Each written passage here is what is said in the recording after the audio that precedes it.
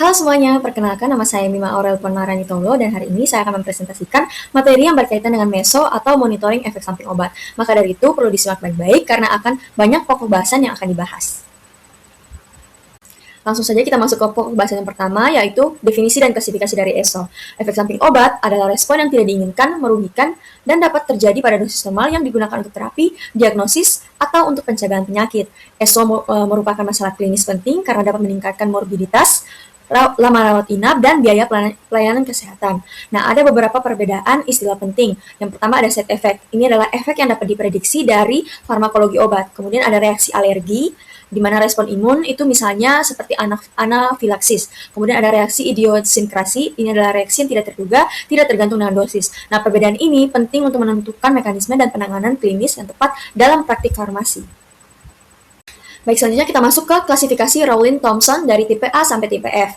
Nah, klasifikasi Rowling-Thomson ini adalah sistem pengelompokan efek samping obat atau ESO berdasarkan mekanisme dan karakteristik klinisnya yang membantu tenaga kesehatan untuk memahami, memprediksi, dan menangani reaksi obat secara tepat. Nah, jenisnya itu yang pertama ada tipe A, yaitu augmented, di mana efek yang dapat diprediksi berkaitan dengan efek farmakologi obat.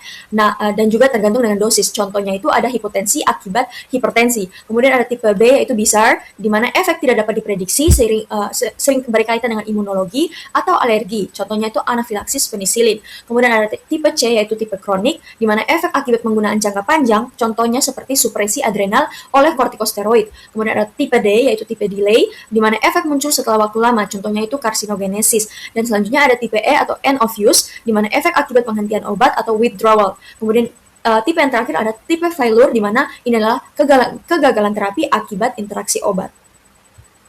Baik, selanjutnya kita akan membahas terkait dengan algoritma Naranjo. Nah, algoritma Naranjo ini merupakan metode standar yang digunakan untuk menilai hubungan sebab akibat antara obat dan efek sampingnya melalui sistem skor berbasis pertanyaan klinis terstruktur. Nah, komponen penilaiannya itu yang pertama ada waktu kejadian setelah pemberian obat, kemudian perbaikan setelah penghentian obat, kemudian reaksi muncul kembali atau re-challenge, kemudian penyebab alternatifnya apa, dan ada bukti objektifnya. Kemudian untuk interprestasi skornya itu yang pertama ada nilai lebih dari sama dengan 9 itu mengarahkan ke definite atau nilai yang pasti. Kemudian nilai 5 sampai 8 itu adalah nilai probable atau kemungkinan besar. Kemudian 1 sampai 4 itu adalah nilai possible yaitu mungkin, dan nilai 0 adalah doubtful atau nilai yang meragukan. Nah, algoritma ini memiliki akurasi tinggi dan banyak digunakan dalam praktik klinis untuk meningkatkan keamanan penggunaan obat. Selanjutnya ada identifikasi high risk group. Nah, kelompok pasien tertentu memiliki risiko tinggi mengalami efek samping obat sehingga memerlukan monitoring yang lebih ketat dalam praktik klinis. Yang pertama ada pasien geriatri atau lansia dengan penurunan fungsi hati dan ginjal, polifarmasi, dan perubahan farmakokinetik. Kemudian ada pediatri di mana sistem enzimnya itu belum matang, kemudian sensitivitasnya itu tinggi terhadap obat. Kemudian ada ibu hamil di mana resiko teratogenik atau cacat pada janin. Kemudian ada gangguan organ, hati, atau ginjal di mana akumulasi obat ini dapat menyebabkan toksisitas meningkat. Nah, faktor seperti usia, jumlah obat, dan penyakit penyerta itu sangat mempengaruhi kejadian ESO. Selanjutnya kita langsung saja masuk ke tata cara pengisian formulir pelaporan ESO. Nah, di samping sini ada contoh dari formulir ESO dan ini adalah tata cara pengisiannya. Yang pertama di bagian identitas itu bisa diisi identitas pasien seperti umur, suku, berat badan, dan lain-lain. Kemudian diberikan tanda pada jenis kelamin dan kondisi hamil atau tidak, dan sebutkan juga penyakit utama dan kondisi penyerta seperti sedang gangguan ginjal atau penyakit hati. Kemudian untuk bagian 2-nya itu berisi efek samping obat. Nah, bisa diisi deskripsikan bentuk atau manifestasi efek samping secara detail, misalnya seperti ruam, sesak nafas, kemudian dicantumkan tanggal dan tuliskan riwayat ESO yang pernah dialami sebelumnya untuk melihat pola dari frekuensi.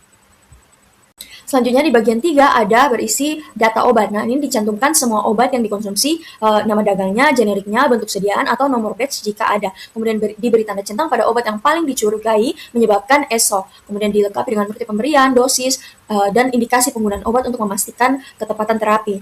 Yang keempat itu ada keterangan tambahan dan laboratorium. Ini berisi kecepatan timbulnya efek atau onset dan reaksi setelah obat dihentikan. Kemudian dilampirkan data laboratorium yang relevan seperti kadar kreatinin atau enzim hati sebagai bukti.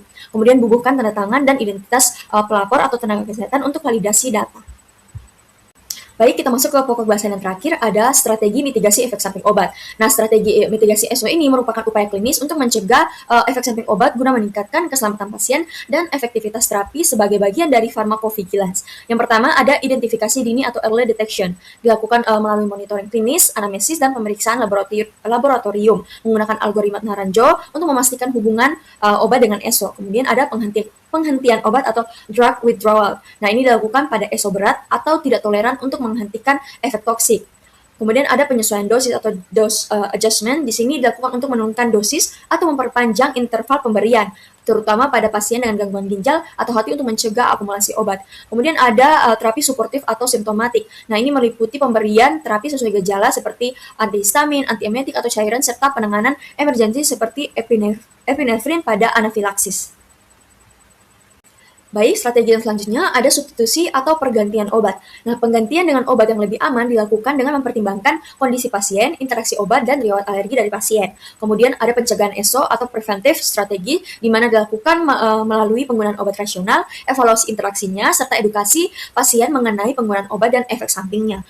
Lalu ada monitoring berkelanjutan atau continuous monitoring. Nah, ini dilakukan secara rutin terutama pada kelompok resiko tinggi untuk memastikan terapi itu tetap aman dan efektif. Kemudian yang terakhir ada pelaporan dan dokumentasi. Nah, setiap ESO itu harus didokumentasikan dan dilaporkan dalam sistem pharmacovigilance untuk menilai keamanan obat dan mendukung kebijakan kesehatan. Nah, sebagai kesimpulannya, monitoring efek samping obat merupakan bagian penting dalam praktik farmasi untuk menjamin keamanan dan efektivitas terapi. Nah, pemahaman mengenai klasifikasi ESO, penilaian kausalitas dengan algoritma Nanjo, serta identifikasi kelompok berisiko tinggi membantu tenaga kesehatan dalam mendeteksi dan mengelola ESO secara tepat. Nah, strategi mitigasi yang meliputi deteksi dini, penyesuaian terapi, strategi pencegahan, monitoring berkelanjutan, dan pelaporan farmakovigilance itu sangat diperlukan untuk meminimalkan resiko serta meningkatkan keselamatan dari pasien. Ini adalah daftar referensi yang saya gunakan. Demikian materi yang dapat saya sampaikan mengenai MESO, yaitu monitoring efek samping obat. Semoga bermanfaat, dan terima kasih telah menonton.